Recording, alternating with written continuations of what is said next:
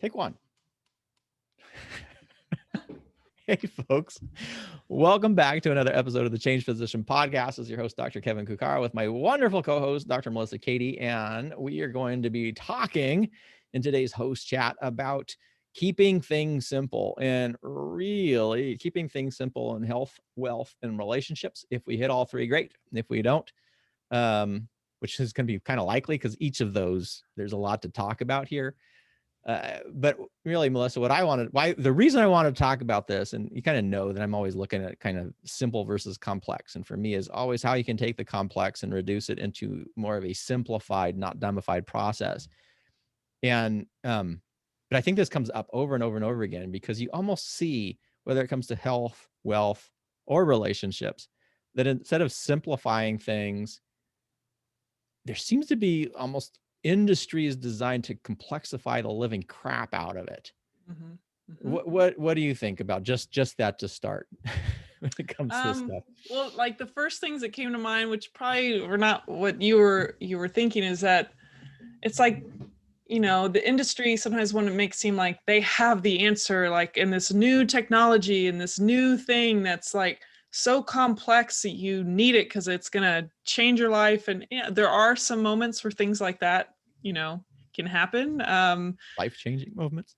I mean, I guess if someone's having uncontrollable like atrial fibrillation and, you know, they go and they ablate something that nothing else was helping and they finally don't feel like they're going to pass out all the time. I mean, there's moments of complexity that to the average person, it's kind of a complex electrophysiological thing, but then you could probably simplistically like grind it down to more simplistic terms on how what's really going on there. But, you know, anyone that becomes an expert at something recognizes how sometimes we overcomplicate things, even as we're explaining things to patients, that sometimes you have to realize that you can, there's downsides to both of it. You can overcomplicate it so much they don't feel like smart enough to understand it. But if you are really an expert at it, you should be able to not dumbify it, but really get across the most essential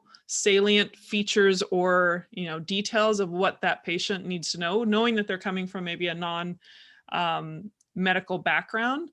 And sometimes people overcomplicate it to make themselves, their ego, feel like, you know, they just feel smarter by saying all those fancy words. But I also think it's sometimes a lack of awareness that, you know, you're speaking a different language. Can you be aware of that and make it a little bit simpler and more layman's terms so that it's really actually helpful to that person to truly understand what's maybe potentially going on with them? But yeah, the industry, I think, is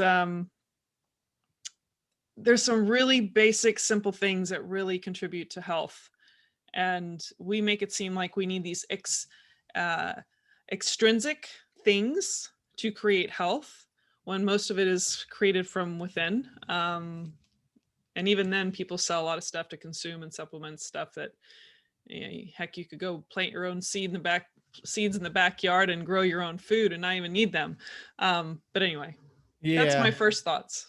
Well, and I agree with that. And it really comes down to the question of marketing, right? And because when you're looking at marketing and persuasion, what you're, you know, a level of scientific jargon, and you're trying to avoid overcomplicating and overwhelming, but a level of scientific jargon and being able to kind of reinforce this process as being new and improved increases the sales potential. But I think fits into it is that so much of, again, health, wealth, and relationships is being overly complexified because it benefits the industry. It certainly doesn't benefit the consumer. You know, what do you really need to live a happy, healthy, relatively wealthy life is actually a lot less than is being advertised out there. You know, for water in Texas. Water in Texas. Well, but you know, and I've been thinking about this a lot, right? Because we both kind of do internet things, and it's just like the stuff that really, really matters. You can't build necessarily a business around it because nobody appreciates it, but yet it is the absolute fundamental processes involved. And then I think a lot of us who maybe see this as an ethical dilemma is like, Mhm. well, I'm not going to compromise myself to make up this nonsense. But you Yeah. see over and over again, oh my God, these people who've built like relatively large, profitable, I don't know whether you can call it industries or what, where they've taken something that is just really nothing and they've Mhm. complexified this thing. And it's like, well, there's only one thing that's important in that whole deal. And you don't need to spend $1,500 on whatever it is that they're selling in order to do it. You know, the diet industry is notorious for this. Yeah. Um, you know, the supplement thing you kind of touched on is notorious for that. I think the financial space is absolutely notorious. How many physician blogs that we have that are on whatever, all this retirement stuff, when the fundamentals of finance are simply, you know, don't spend as much as you earn and invest the other into something that is low cost and provides good returns, i.e. an index fund, right?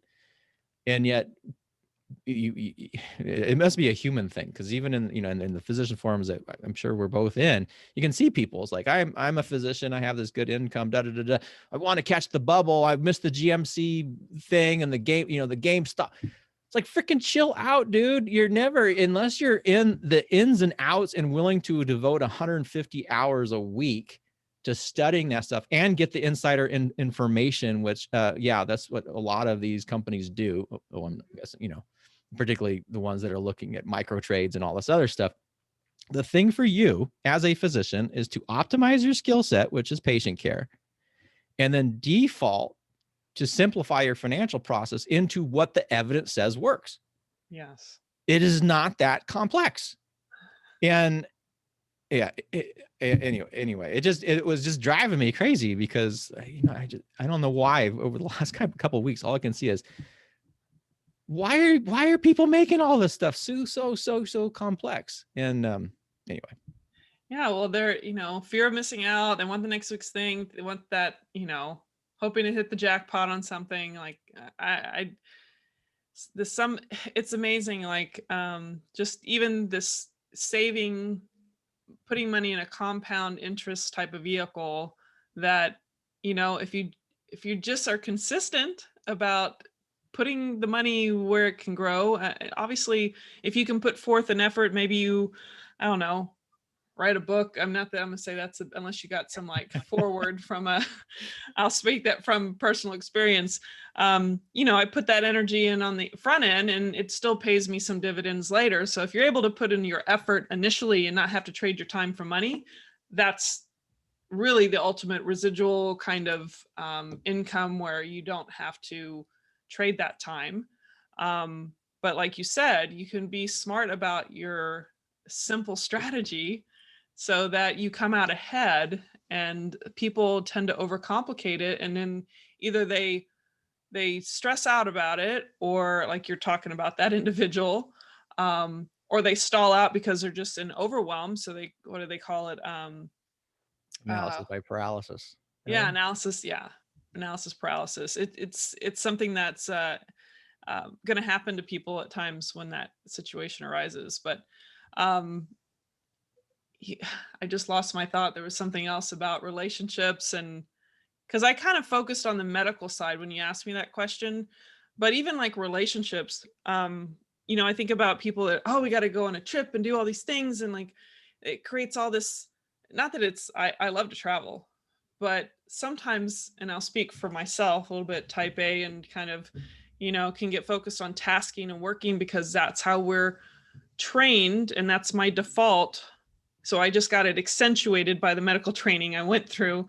So to just be present and be a good listener, you know, sometimes I struggle with certain things because it's easy for me to, you know, focus on work. But, you know, I'm fortunate to have someone in my life that, you know, grounds me and reminds me of these most essential, simple things that actually make you feel closer to somebody and more satisfied, and communicate, of course, the simple things, communicate, listen, not just talk at people, which sometimes in the medical field we tend to do towards our patients at times. But yeah, just giving time to the people you love, because so much of it's stripped away from the medical training that we went through. So it's in so many ways the medical system we were trained, you don't learn about, just generalized fitness, health, nutrition, relationships, personal growth, awareness, psychological, like all these things that are really the invisible aspects to, Health our existence. Huh? to health, to a happy human existence, all that stuff we Yes. didn't learn. Yeah, but we don't have to overcomplicate it. But change is like the hardest thing. And so when we're wired a certain way and we haven't been taught those things and so don't see the relevance, or maybe don't see the importance as much as we could, then a lot of the things in our life, I mean, how many people have and gone through medical training that have gotten, it's not to pass judgment, but have lost their health, have lost their relationships, have made poor choices with money, and just like this delayed gratification, and just went ballistic with spending money and bought the mortgage and everything else on top of it. And we've talked about this before, but it's the little decisions we make. They're just some simple things to do that can actually avert potentially catastrophe in other parts of our lives. What are you laughing at? I just was thinking about somebody who Oh, came out of fellowship. So they came out of peds anesthesia fellowship. Let's just say we were in an environment, because I don't want to name too yeah, much because it'll be too easy to identify them. But we're in an environment where it didn't matter. Like being a fellowship trained anesthesiologist didn't dramatically increase right, your income into sure, grandiose realms. right. And I swear to God, the first thing they did is they came out and they bought this big old boat. It was like a 50-something thousand-dollar boat. Like maybe it was Wow. more than that, actually, because I think it was a 50-foot boat, which is Hmm. big. There's probably more than And they're that. like, "Oh, I bought this boat. I come out of fellowship." I'm like, "Holy sh!" Wow. Golden You, handcuffs. you do know that that's what they call a boat, is a hole in the water you toss money into. And literally within 6 months, I'm like, "Well, how's the boat going?" We can't take it out. It's $1,000 an hour in gasoline. Oh, I'm like, and you thought that was a good idea to buy it? that's insane. It is. It's crazy. $1,000 an hour? $1,000 an hour in gas. That's Um, that's insane. well, I didn't the think that's big old possible. gas tanks, and I'm thinking $1,000 an hour if you're like if you're going around, and Okay. this is a big old boat. Yeah. Those those big I want to call them yachts, although I guess basically almost a yacht. Those are not cheap to run. There's a reason only the ultra rich really have those, is Sure. because it's not necessarily the purchase price, it's the maintenance Mm. and the day to day on it. It's like, again, like a physician can probably buy a private plane. It would be an expensive purchase, but it's all that other stuff that's so Mm. expensive in there. But anyway, that's just, we just make these dumb choices. I did it myself. I mean, we bought a house right out of fellowship when we moved to San Diego. The dumbest financial move we have ever done in our Mm. lives. Mm. Followed by the other one was buying variable universal life through a sleazeball. But so I mean, we're not immune to it, but we did learn from it. And I guess anyway, that simple process of what do you need? That's another one. Like, what do you actually need in your life? Yeah. And if you actually write those things down, everything else kind of fits into place a lot more. Because what we really need isn't that much. And Sure. then once you make that divide between the needs and the wants, that right there is life changing. Do you Yeah. need the brand new whatever Porsche, the 2021 brand new Porsche, whatever, with all that stuff, or do you want the brand new supercar, blah blah blah? Mhm. If you want it, that's very different than needing it. And as long as those needs are met, you can fill those wants in a lot of different ways, and particularly ways that make a lot more sense, that are a lot more simple, and certainly would build long-term happiness. But Yeah. Well, you made me think about, I've talked about it a couple times, just I value my free time. So it was really important. A simple decision I made was just not to take a full-time position mhm. anywhere after my training, which sounds counterintuitive to so many people that was around. They just didn't understand it.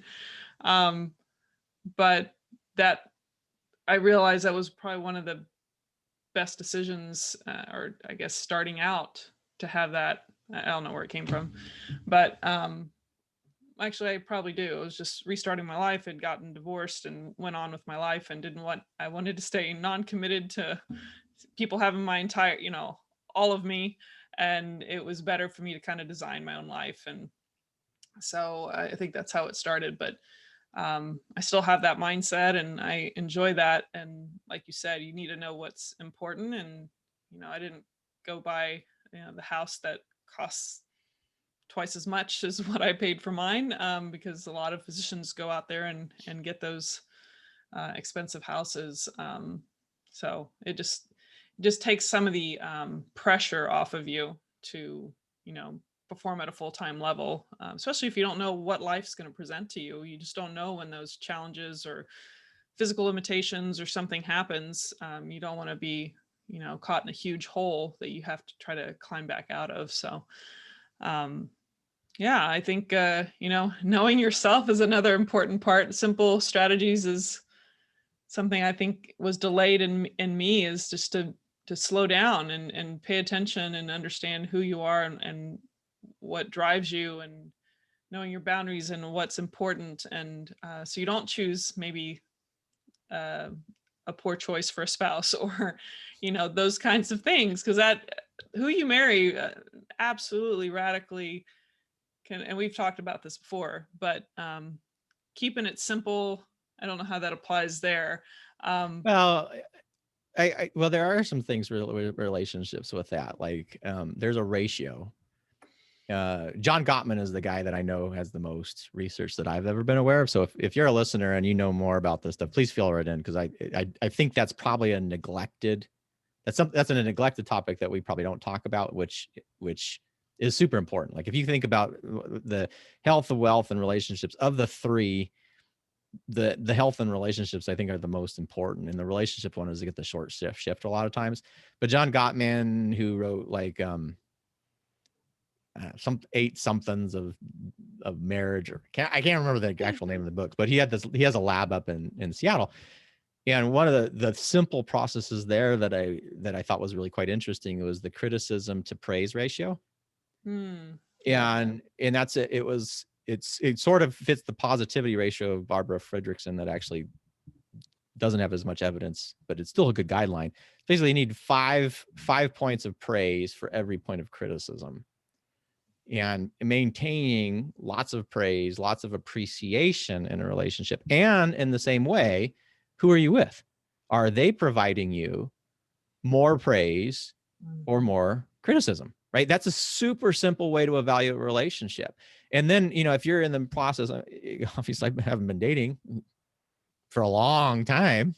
We just celebrated our 20th a couple months ago. But, if you were, that's an easy way or a simple way to kind of evaluate a relationship you're in. If you're just starting to date somebody and you notice that they're just criticizing the hell out of everybody, but maybe they have that smoky attraction, or there's this passionate thing, that would probably be something to be really, really cognizant of. Is again, that level of praise or appreciation versus criticism. So we can take simple strategies and apply them, I'm pretty sure, to pretty much every element of life. And if you follow the simple strategies, you can almost guarantee you're going to do better than if you try to make it too complex. Like, oh, let's make a big list of what my ideal spouse needs to be and all their physical characteristics and this and that and and their background. I just remember, again, a long time ago, reading like a dating advice. Apparently I must have the reading habits of a teenage girl, but, and it was someone saying, well, whoever I marry has to have come from an Ivy League school. And I was like, Wow. okay, maybe that's, good on you that that's important, but I'm not exactly sure how does that impact your direct relationship with an individual? Because I don't know, there's lots of schools out there, and if you got a classical education, whether you went to Ivy or not, you probably can still talk about the same things. Anyway, it's just bizarre. Keep it simple, folks. It's like, just keep it simple. Yeah, no, I love what you said. And yeah, of course, academic intelligence doesn't mean you have emotional intelligence. And you made me like suddenly get flashbacks and comparing the positive and negative comments from previous marriage to current marriage, and there's a distinct difference.